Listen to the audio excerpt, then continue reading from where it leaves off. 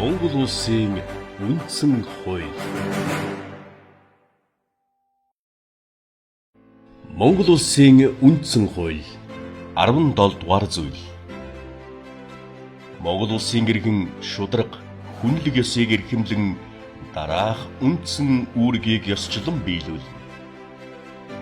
Үндсэн хууль бусад хуулийг дээдлэн хүндэтгэж сахин биелүүлэх, хүний нэр төр, алдар, хүнд, эрх, хууль ёсны ашиг сонирхлыг хүндэтгэх, хуулиар ногдуулсан албан татвар төлөх, эх орноо хамгаалах, хуулийн дагуу цэргийн албахаах, хөдөлмөрлөх, эрүүл мэндэ хамгаалах, үр хүүхдээ өсгөн хүмүүжүүлэх, байгаль орчноо хамгаалах нь иргэн бүрийн журамт үүрэг мөн.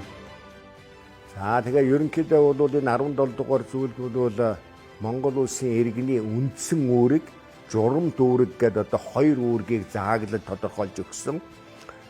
Энэ үндсэн үүрэг гэж ямар үүргийг хэлдэг юм бэ гэхээр энэ үүрэг бол заавал хийх ёстой. Хийхгүй байвал одоо эрх зүйн хариуцлага хүлээж ээдэг ийм үүргийг бол бид нэр үндсэн үүрэг гэж байгаа. За хоёрдугаарт бол энэ үндсэн үүрэг ямар вэ гэхээр энэ бол бүх нийтээр хэрэгжүүлж ээдэг үүрэг. Өөрөөр хэлбэл албан тушаалтай хүн хэрэгжүүлдэггүй, хар цард хэрэгжүүлж ээдэг тийм алагчлал байхгүй, нийтээр бүгдээр алагчлалгүйгээр бүх нийтээр хэрэгжүүлж ээдэг. Монгол улсын иргэн гэсэн одоо тэмд статустай хинч байсан заавал хэрэгжүүлж ээдэг утга нь бол энэ үндсэн гэдэг тодорхойллын одоо хоёр дахь одоо мөн чанарыг тодорхойлж байгаа зүйл гэж ингэж хэлж болно.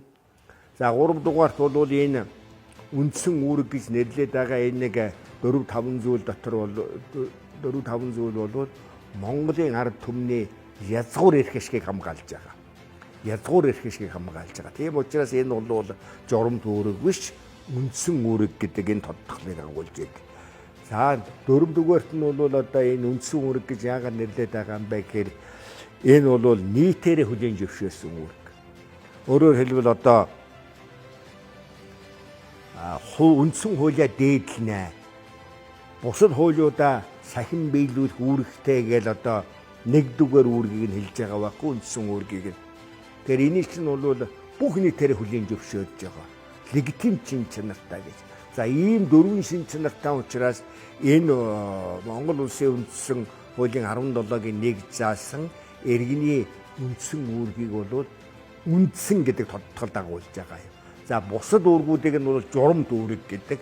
За жишээлбэл хөдөлмөрлөгч гэдэг юм уу, өөр хүүхдээ асран хүмүүжүүлэгч гэдэг юм уу. Тэр үүрэг бол ёс суртахууны хариуцлагатай хүн хүссэн хүсээгүй хэрэгжүүлж яадаг тийм үүргүүдийг бол бидний өвд нэрлэлгүйгээр журамт үүрэг гэж ингэ тодорхойлдог.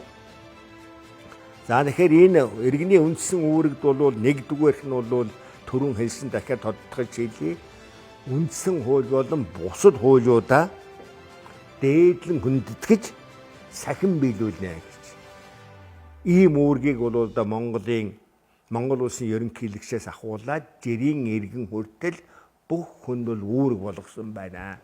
Тэгэхээр одоо шатар тоглогч гэдэг юм уу? Шатар хөл бомбог тоглоход одоо дүрмгүүгээр тоглож болдоггүй шүү дээ. Тэрүүн шиг нийгмийн тоглоомын дүрм буюу энэ үндсэн хууль бусад хуулиудаа сахин биелүүлэх нь бол хүнд очиж байгаа одоо дарамт нэг тийм шаардлага огт биш.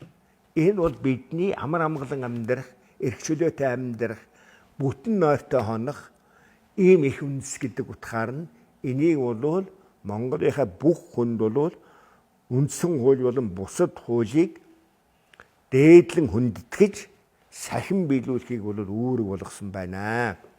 За тэгээд одоо үндсэн хууль болон бусад хуулийг дээдлэн хүндэтгэнэ гэдэг бол одоо энийг хоосон шүтлгийн объект болоод бурхан сахиусныхаа хажууд одоо үндсэн хуулиа тавьчихад мөргөж тахиж шүтэх асуудал огт биш.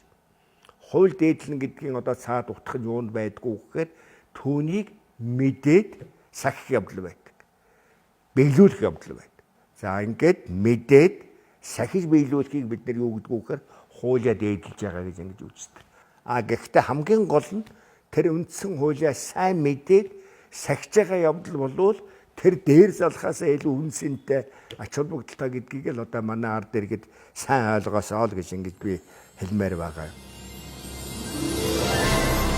Монгол улсын үндсэн хууль мэдэгтэн сахигтун. Хууль зүйн дотоод хэргийн яам.